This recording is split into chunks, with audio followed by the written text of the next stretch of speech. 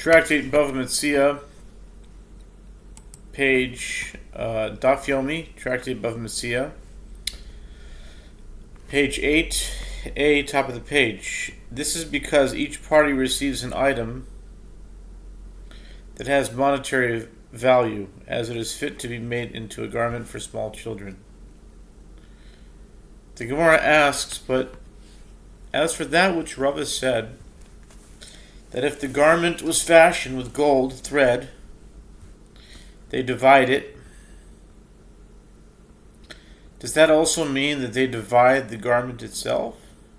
By doing so, they would ruin it. The Gemara answers that it's not difficult, as after the garment is divided, it is fit to be made into a garment for the children of kings or wealthy people. Therefore, it is not ruined.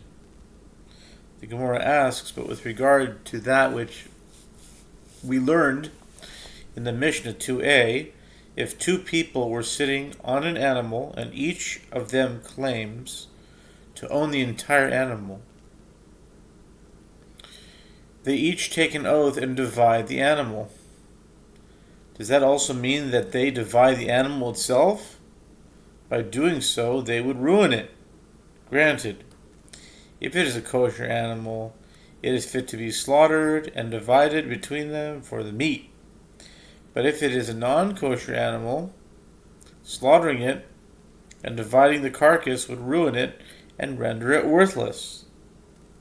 Rather, clearly, they divide its monetary value. Here too, in the other cases, where the ruling is to divide the item, it means that the litigants divide its monetary value and not the item itself.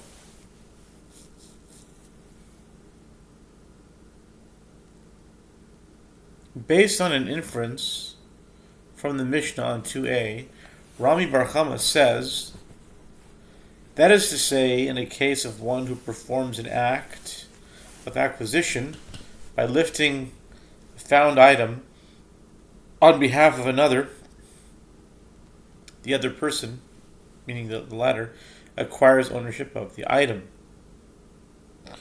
Rami Bar Chama explains this inference as, if it enters your mind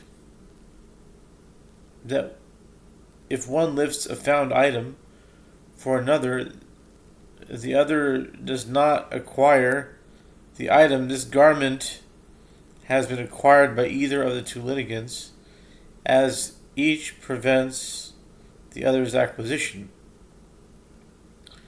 If that were the case, this part of the garment held by one of them would be considered as though it is still lying on the ground, and that part of the garment held by the other one would be considered as though it is still lying on the ground, and neither this one nor that one acquires it. If a third party takes it, it is his. Rather, isn't it correct to conclude from it that in a case of one who performs an act of acquisition by lifting a found item on behalf of another, the other person acquires the item? Rava said, this is not a proof. It's actually, I could say to you that in a case of one who performs an act of acquisition by lifting a found item solely on behalf of another, the other person does not acquire the item. And here in the Mishnah, this is the reason the two litigants acquire the garment. Since each of the litigants acquires part of the garment for himself, he also acquires the other part for the other one. Rava adds, no, that one who acquires an item for himself can acquire part of it for another. As, if someone says to his agent, go out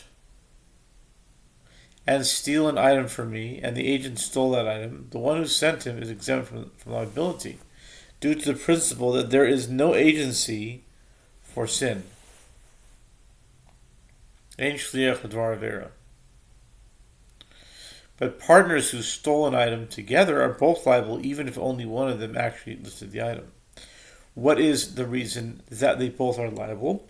Is it not because we say that since the one who lifted the item acquires part of it for himself, he also acquires the other part for the other one, his partner? The Gemara concludes, learn from it that this principle is correct. Rava said in continuation of his statement, now that you said that we say, since it's migo, since one acquires part of an item for himself, he can also acquire the other part for another. Another halacha can be derived. In a case of a deaf mute and a mentally competent person who lifted a found item simultaneously, since the deaf mute acquires his part of the item, the mentally competent person also acquires his portion.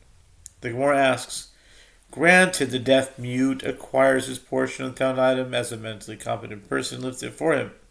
Since the mentally competent person acquired his own part, he also acquired the other part for the deaf mute. But how does the mentally competent person acquire his part? He needs the deaf mute to acquire for him, and the deaf mute cannot acquire an item for another. Rather say Rava's statement differently. The deaf mute acquires his part, but the mentally competent person does not acquire his part. And what is the principle of migo from which Rava derives this halacha? Is it not the principle that one who acquires a found item for himself can acquire part of it for another as well? But rather, since since in general two deaf mutes who pick up an item simultaneously acquire it, in this case too the deaf mute acquires it, even though the mentally competent person does not acquire it. The Gemara asks, what is this derivation? Even if you say that in the case of one who performs an act of acquisition by lifting a found item on behalf of another, the other person acquires it, as Rami Bar Chama says. This statement applies only where he lifts it with the intention of having the other person acquire the item, but in this case, the mentally competent person lifted the item with the intention of acquiring it for himself. He had no intention of acquiring for the deaf mute. If he does not require the item for himself, does he acquire it for others?